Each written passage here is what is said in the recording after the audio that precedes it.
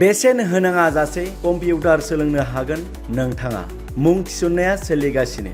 Computer सोलोंनो गोसो गोनांफोरनि थाखाय फ्लाइंग रुट इनस्टिट्युटआ लानानै फैदों मोजां सुबिदा।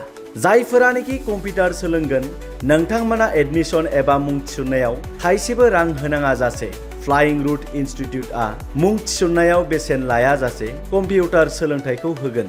मुं थिसननाया सोलिगासिनो। कम्पिउटार सोलोंथाइनि फराफारि एबा कर्स सिलेबासफोरा जागोन PG diploma in computer application, diploma in computer instruction training skill, advance diploma in computer programming skill, advance diploma in computer application, diploma in computer application, diploma in desktop publishing, certificate in basic computer बायदि बायदि गासैबो सिलेबासनिफ्राय सोलोंनाय जागोन। नोंथांमोना बे सुबिदाखौ मोननो हागोन क'क्राझार R&B र'ड कदमतलायाव थानाय फ्लाइंग रुट इनस्टिट्युटनि हेफाजाबजों। थारैनो नोंथाङा आबुङै मोनथिबावनो लुबैदोंब्ला नैबे मबाइल नाम्बारनि गेजेरजों सुलाद लानो हागोन 9394796813 एबा 8099554765।